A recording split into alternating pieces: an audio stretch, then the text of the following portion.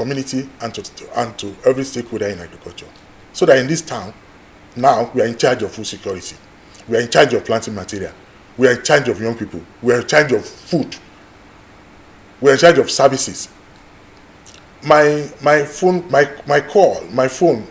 probably on a normal day rings throughout of people who want me to send one expert, help them with my farm. My son wants admission, and that now we now use our students as consultants because teachers are also busy. So they are consultant at level. And after leaving this program, we are holding a convocation ceremony for irregular candidates, people sponsored by Anglican Church for a 3-month course in agriculture. And we have visitors from all over Africa, Kenya, Malawi, Ghana, to come and understudy our template.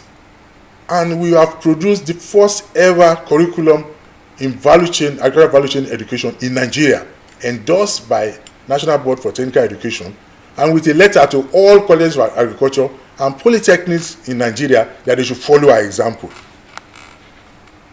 Yeah, I think that's. It appears that you are like a lone ranger. Yeah. You're in a deep ocean trying to lead the way for others to follow. People tell us we live in our own world. Yes, so I'm interested in knowing what we could do to replicate what you're doing. I mean, given in a national perspective in terms of what we should do to drive engagement, to deepen the conversation among our young people on much more involved in agriculture. Okay. Yeah, I've stayed in Federal College of Agriculture, Akure, for 32 years now, including the years I spent as a student pursuing a national diploma in agriculture. And last year, for the first time ever, a serving Minister of Agriculture visited us to come and at least look at what people are talking about. And after the visit, then he made arrangements and he said all colleges of agriculture in Nigeria must visit us to understudy our template. And for the first time too, a serving governor in 32 years visited us to commend us, and we're already working with state government in training young people in the states. And let me also tell you that we're also working with the government of Switzerland. They've noticed us and they engage us directly. And the interesting thing is that we are not working with the Ministry of Agriculture in Switzerland. We are working with the Ministry of Migration. And they said, we don't want intelligent young people to migrate to Switzerland. Federal College of Agriculture, Akure, we are giving you this contract to train pilot young people. And I'm proud to tell you that in that project, we are providing leadership to 5 Nigerian institutions, including 2 universities. And if I'm the provost of a small college of agriculture, Akure, and I'm doing a project, we are 2 universities and 3 other colleges and under us. That means we are doing something great. And we have a very good relationship with our proprietors, Federal Ministry of Agriculture, Akure, Abuja, and ARCN.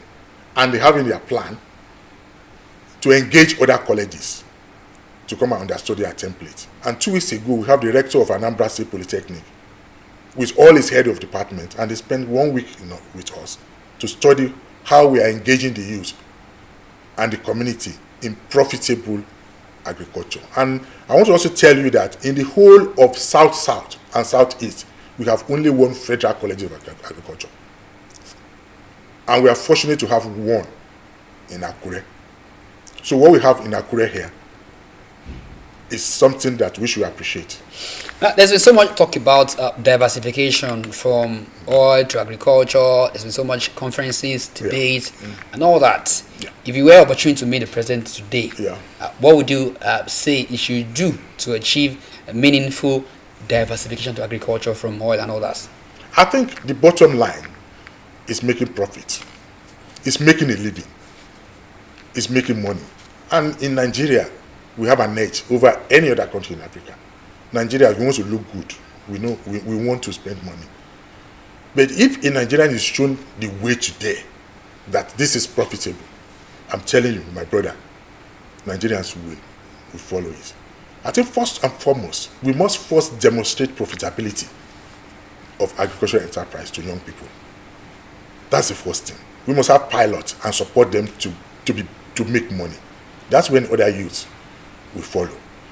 People are riding Okada today because they got information from their peers that, please, this is good. Go and buy your own Okada. Unless we can have such a good story and young people can share among themselves, nobody can force any young man to do agriculture. And to me, it's possible to create jobs. It's possible to enlist 10 million people and say, I'll give them one naira every month and go and do agriculture. They will go and then they will leave it when they are no longer making money. But people will be shown how to do it. People should be made to see good example and leave them alone. Because the lion said, please, God, show me the animal that I want to pursue and leave everything to me. I will run after it. So that's where our young people, if they are convinced, and we have very good example of people. I'll tell you an example. We are doing a course now on contract management, contract farming for young people in Nigeria.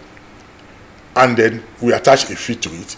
And people pay their way from all over Nigeria, from Niger, this and that. And they come here and rent hotel and then get the knowledge. So you don't need to persuade anybody to go and do something profitable. So one, let's demonstrate that agriculture is profitable. And everywhere in the world, you don't leave farmers alone. You support farmers. Farmers support. But don't let us go into the issue of who is going to provide the support. But if you want people to farm, to work with the land and everything, you give them support. So I don't think it's blacklisting agriculture that we know that is profitable. That is say we need to persuade people and young people to go into it. Show them the way, support them, and then provide the right policy, they go into it. Now, because of our time, just a few things before I let you go. So much to talk about, but time is on our side. What legacies would you like to leave for FECA in the years to come? Yeah, I think first 2 years we worked hard and to gain the confidence of stakeholders in agriculture and young people. Year 3, we added 5 new courses, first in 17 years. And then this year, we are cementing our relationship with stakeholders because we work with all development partners in the world now, including World Bank, Harvard, every other person. So the legacy is that we want to, before now and next year, December, when I'll be leaving, that we want to work on sustainability so that people will be able to do that in a sustainable basis. And we also want to place FECA or to retain FECA on the world map where we are right now as a force to be reckoned with in agricultural training in Africa. We don't want Nigerians to be going to Israel or Germany for what we have in Akure. All right, because of our time, my last shot for you. Interested in knowing you exude passion for agriculture. Yeah, I'd like to know if you have any of your children into agriculture.